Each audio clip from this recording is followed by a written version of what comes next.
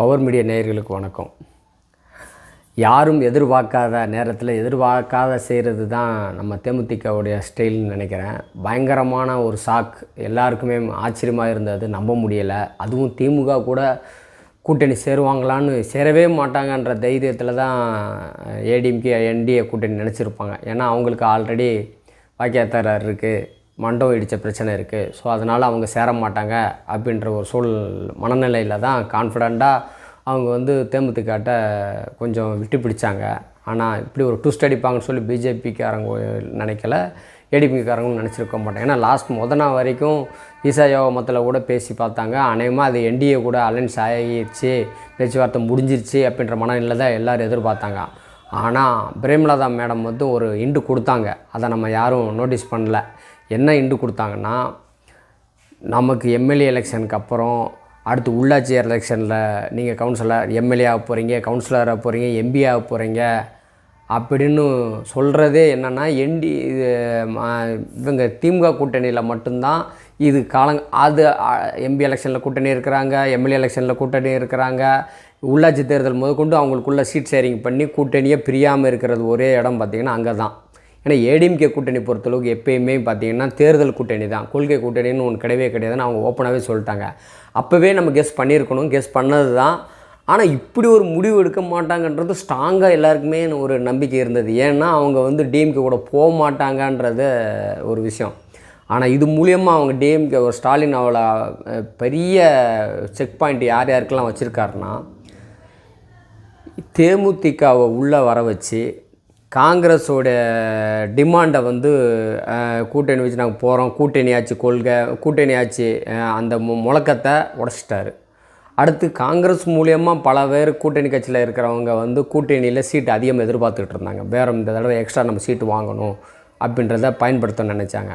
இப்போ எல்லாத்துக்கும் செக்கு வச்சு, ஆப்போசிட் உள்ளவங்களுக்கும் செக்கு வச்சு, இப்போ ஒரு படி முன்னுக்குள்ள நிற்கிறாங்க.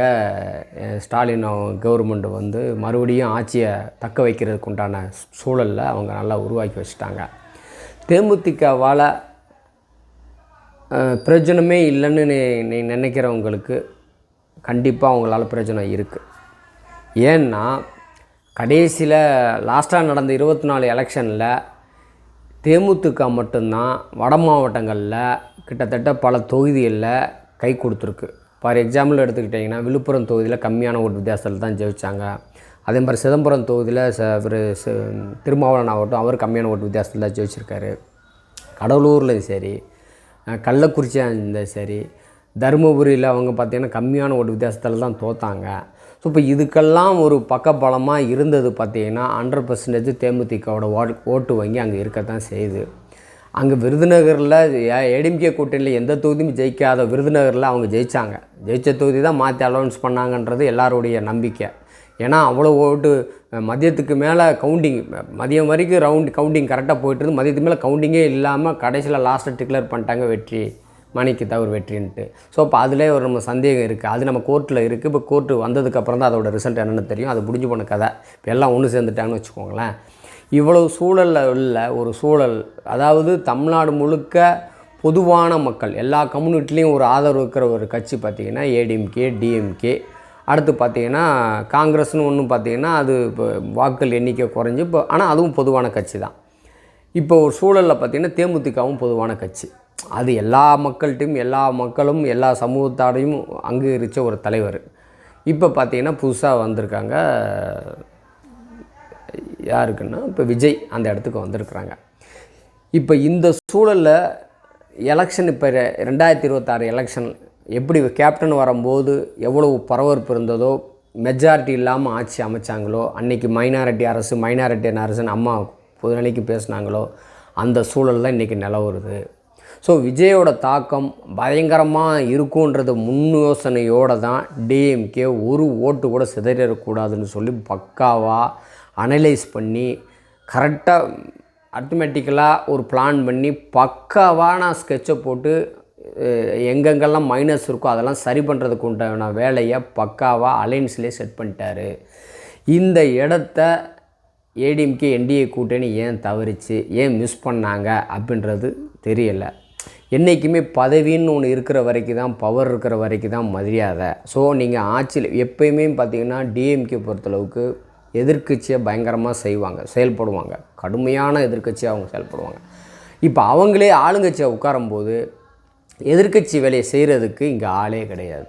இப்போ ஏடிஎம்கே ஆட்சியில் இருக்கும்போது பார்த்திங்கன்னா எதிர்க்கட்சி வேலையை பயங்கரமாக செய்வாங்க. ஏடிஎம்கே ஆட்சி நடக்குதா டிஎம்கே ஆட்சி நடக்குதான்னு தெரியாத அளவுக்கு கடுமையான போராட்டங்கள் இருக்கும், ஆட்சி பவர் எல்லாமே இருக்கும். இப்போ அவங்களே பவராக வந்து உட்காரும்போது ஏடிஎம்கேயால் அவங்களுக்கு ஈடு கொடுக்க முடியல. பவராக இருக்கும்போது, ஆட்சியில் இருக்கும்போதே கம்மியாக இருக்கும்போது இப்போ ஆட்சியில் இல்லைன்னு என்னவாக இருக்கும்? ஸோ அது பெரிய மைனஸ்ஸு. ரெண்டாவது, இப்போ அடுத்த அவங்களுக்கான பிளான் பார்த்திங்கன்னா கூட்டணியாக இப்போ என்டிஏவும் ஏடிஎம்கேயும் ஒரே நேர்கோட்டில் இணைஞ்சு ஒன்றா ஒரே நேர்கோட்டில் அண்ணாமலை சொன்ன மாதிரி இலக்கை வகுத்துருக்கீங்களான்னா அது இன்ன வரைக்கும் வகுக்கலை.